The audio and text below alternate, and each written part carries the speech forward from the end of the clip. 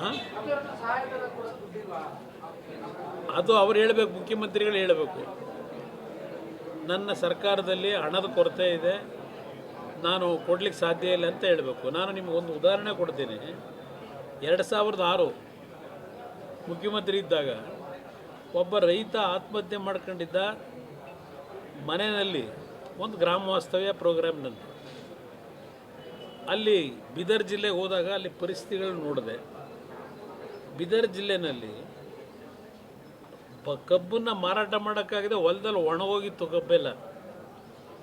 ಆ ಪರಿಸ್ಥಿತಿ ನೋಡಿ ನಾನು ಘೋಷಣೆ ಮಾಡಿದೆ, ಪ್ರತಿ ಹೆಕ್ಟರ್ಗೆ 25,000 ರೂಪಾಯಿನ ರೈತನಿಗೆ ಸಹಾಯಧನನ ನಾವು ಸರ್ಕಾರದಿಂದಲೇ ಕೊಡ್ತೀವಿ, ಕಬ್ಬು ಯಾರು ಕಾರ್ಖಾನೆಯಲ್ಲಿ ಮಾರಾಟ ಮಾಡೋಕ್ಕಾಗಿಲ್ಲ ಅಂತಕ್ಕಂಥ ತೀರ್ಮಾನ ಮಾಡಿ ಅವತ್ತಿನ ಕಾಲದಲ್ಲಿ 248 ಕೋಟಿನೇನೋ ಬಿಡುಗಡೆ ಮಾಡಿಸ್ತೀವಿ.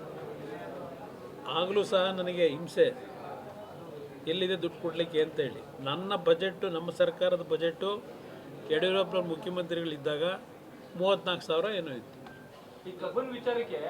ಇಲ್ಲಿ ನಾನು ಅದಕ್ಕೆ ಹೇಳಿದ್ರೆ ಮುಖ್ಯಮಂತ್ರಿಗಳಿಗೆ ಹೇಳಲಿ ನೀವು ಅಂತಲೇ ಈಗ ನಿಮ್ಮ ಮುಖಾಂತರ ಕಳಿಸ್ತಾ ಇರೋದು ಈ ಮೆಸೇಜ್ನ.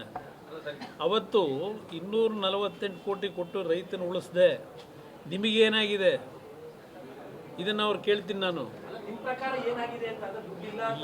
ಇಲ್ಲಿ ದುಡ್ಡು ಇದೆಯೋ ಇಲ್ಲೋ, ಯಾವ್ಯಾವುದಕ್ಕೋ ಇವತ್ತು ಅದೆಂಥದ್ದು ಗ್ಯಾರಂಟಿ ಸ್ಕೀಮ್ನ ಉಸ್ತುವಾರಿ ನೋಡ್ಕೊಳ್ಳಿಕ್ಕೆ ಅಂತೇಳಿ ಕ್ಯಾಬಿನೆಟ್ ರ್ಯಾಂಕ್ ಕೊಟ್ಕೊಂಡು ಅವ್ರನ್ನ ಪ್ರತಿ ಜಿಲ್ಲೆಯಲ್ಲಿ ತಾಲೂಕು ಕೇಂದ್ರದಲ್ಲಿ ಎಲ್ಲ ಮಾಡ್ಕೊಂಡು ಕೂತಿದ್ದೀರಿ.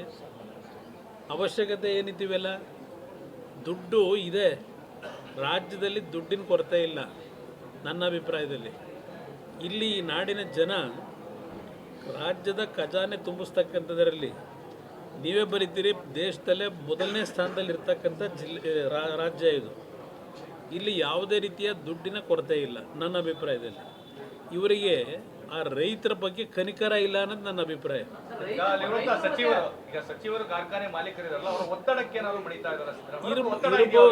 ಇರ್ಬೋದು. ಯಾಕೆಂದರೆ ಬೆಳಗಾವಿನಲ್ಲಿ ಆಲ್ಮೋಸ್ಟ್ ಆಲ್ ಎಲ್ಲ ಜನಪ್ರತಿನಿಧಿಗಳು ಒಂದೊಂದು ಕಾರ್ಖಾನೆ ಕಟ್ಕೊಂಡವ್ರೆ.